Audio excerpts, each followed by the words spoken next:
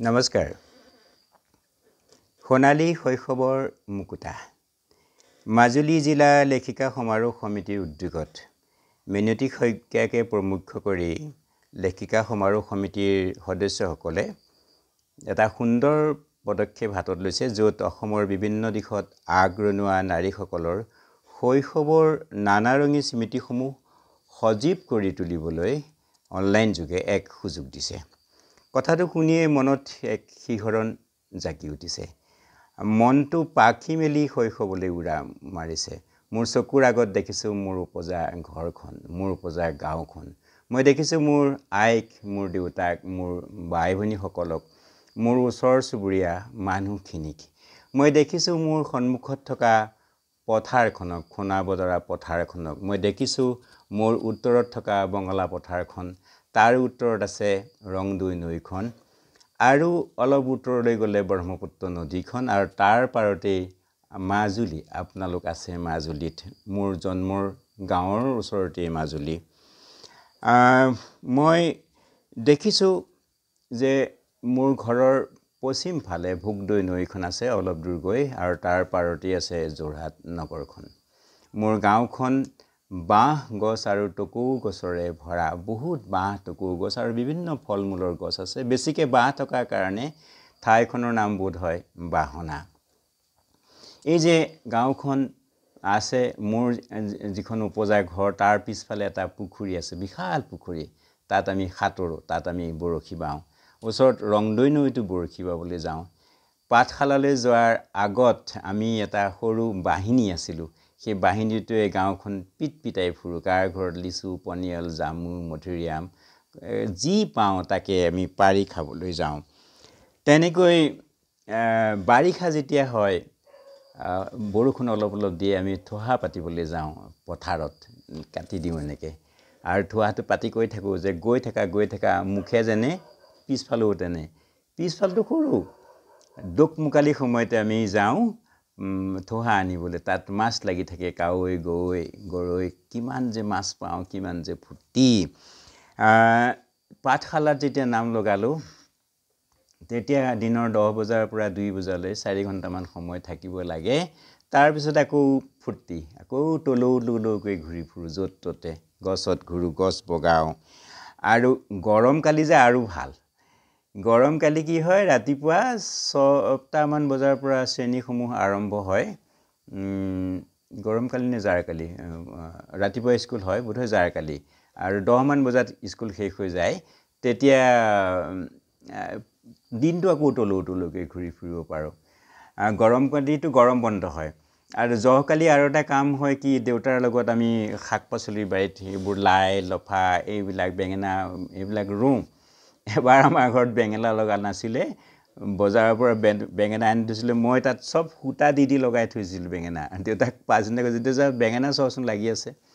মায়ে কৈছে কি, বেঙেনা লাগিছে ঠিকেই, ভিতৰত থকা বেঙেনা এটাও নাই। তেতিয়াহে উৰহী গছৰ উৰতো ওলাইছে। দেওবাৰৰ দিনটো আমাৰ কাৰণে বৰ সুন্দৰ দিন। দেওবাৰ আমাৰ মইনা পাৰিজাত হয়, মিলন মইনা পাৰিজাত।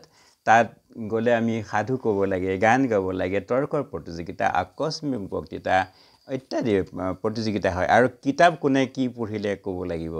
আমি তেতিয়া লাইব্ৰেৰীৰ পৰা দেওবাৰে কিতাপ আনোঁ।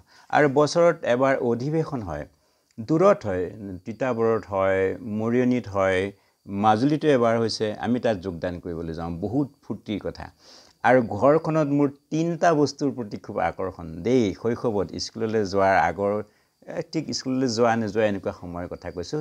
সেই বস্তু 3টা হৈছে, এটা হৈছে বেৰত ওলমি থকা গড়িটো টংকৈ। তাত ৰাতিপুৱা চাবি দিয়ে। টুল এখনত উঠি ময়ে চাবি দিওঁ সদায়, সেইটো দায়িত্ব মই লওঁ।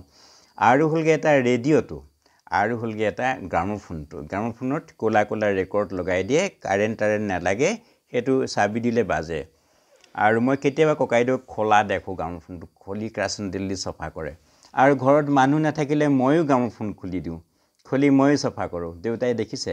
এবাৰ অথন্তৰ ঘটিল, ৰেডিঅ'টো খুলি তেনেকৈ চাইছোঁ, চাই এবাৰ পঁইতাচোৰা এটা মাৰিছোঁ। দেউতাক ক'লোঁ পঁইতাচোৰা মাৰিলোঁ দেই। দেউতাই কৈছে, তই বৰ ডাঙৰ কাম কৰিলোঁ।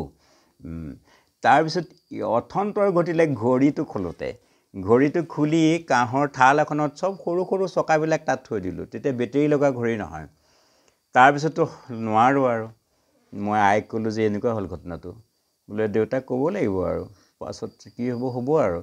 দেউতাই গধূলি ক'লে, ককাইদেৱে কৈছে আজি পিঠি ফালিব তোৰ। দেউতাই পিছে একো নক'লে। একো যে নক'লে, নকোৱাকৈ থকাকেইদিন বিৰাট ভয় লাগি থাকিল। এদিন ক'লে কি, কালিলৈ টাউনলৈ ওলাবি, এই ঘড়ীটো ভাল কৰিবলৈ নিম। মোক চাইকেলত উঠাই লৈ গ'ল, আগফালে গাঁৱৰ এটা দি লৈ গ'ল। আৰু টাউনত ঘড়ী কাৰিকৰজনক ক'লে ই ঘৰৰ চব বস্তু খুলি দিয়ে, ইয়াক শিকাই দিয়কচোন ঘড়ী কোনটো কেনেকৈ খোলে। তেওঁ আৰু মোৰ আগতে দেউতাৰ লগত চিনাকি কাৰিকৰ, চব খুলি দেখুৱালে, এইটো চকা আমুক, এইটো আমুক, এইটো আমুক, তুমি তেনেকৈ নুখুলিবা, খুলিলে কাগজত লিখি ছবি আঁকি ল'বা, এইটো চকা ইয়াত থাকে, এইটো ইয়াত থাকে, আৰু ভালকৈ শিকি ল'ব লাগিব। সেইটো গ'ল। তাৰপিছত ক'লে এদিন গ্ৰামোফোন খোলা দেখি ক'লে এনেকৈ নহ'ব, তোক শিকাবলৈ নিব লাগিব। মোক লৈ গ'ল আমাৰ পতীয়া গাঁৱৰ এজন কাৰিকৰ, তেখেতক বিশ্বকৰ্মা বোলে, তেখেতক কানিয়া বুলি ক'লেহে চবেই জানে নামটো, বেলেগ নাম আছে। ককাইদেউ এতিয়া ঢুকাইছে। তেখেতে মোক গ্ৰামোফোন চব খুলি শিকালে। এইটো গভৰ্ণিং স্প্ৰিং, এইটো স্প্ৰিং, এইটো এনেকৈ হয়, এইটো পুলি, এনেকৈ স্প্ৰিং এনেকৈ ছিগি গ'লে ইডাল গৰম কৰি ফুটা এটা দিয়ে, সিডাল গৰম কৰি স্প্ৰিং দুডাল এনেকৈ লগাই তাত এটা ৰিপিট লগাই দিয়ে। সেইখিনিও মই কৰিব জানো। আজি কিছুদিনৰ আগত এটা গ্ৰামোফোন ভাল কৰি দিছোঁ। গ্ৰামোফোন ভাল কৰিবলৈ শিকিলোঁ। সেইবিলাক মোৰ আটাইতকৈ মজাৰ কথা মোৰ শৈশৱৰ, এই মেচিন ভাল কৰা।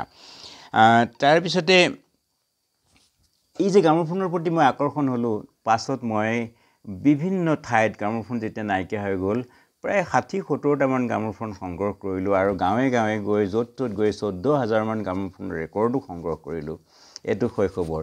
আৰু শৈশৱত আমাৰ ঘৰত চাওক 8টা ল'ৰা ছোৱালী, কোনে কি পঢ়িছে কাৰো খবৰ নাই। দেউতাই আমাক কোনোদিন ল'ৰা ছোৱালীবিলাকক ডক্টৰ হ'ব লাগিব, ইঞ্জিনিয়াৰ হ'ব লাগিব, প্ৰফেচাৰ হ'ব লাগিব, এইবিলাক কথা কোৱা নাছিলে। খালি এটা কথাই কৈছিলে যে কিয় পঢ়িব লাগে, 12 পূৰণ 12 144 কিয় মনত ৰাখিব লাগে। আৰু আমাক স্বপঠন কৰিবলৈ শিকালে, নিজে নিজে পঢ়িবলৈ শিকালে, চিঞৰি চিঞৰি পঢ়িবলৈ শিকালে। আৰু চিঞৰি চিঞৰি পঢ়িলে আমাৰ ভূগোল মনত ৰৈ যায়, বুৰঞ্জী মনত ৰৈ যায়। আৰু শিক্ষকে নপঢ়াইলেও আমি চিঞৰি চিঞৰি পঢ়ি শৈশৱত বোধহয় স্মৃতিও বৰ বেছি আছিলে, আমাৰ মনত ৰৈছিলে। এই কথাবোৰ ভাবিলে, সেই শৈশৱৰ দিনবোৰৰ কথা ভাবিলে আমাৰ ভাল লাগে। আৰু আজি মাজুলী জিলা লেখিকা সমাৰোহ সমিতিয়ে যি উদ্যোগ হাতত লৈছে, মই সকলোলৈকে শ্ৰদ্ধা জনাইছোঁ। যিসকলে আজি শৈশৱ ৰোমন্থন কৰিব, সেইসকললৈও শ্ৰদ্ধা জনাইছোঁ।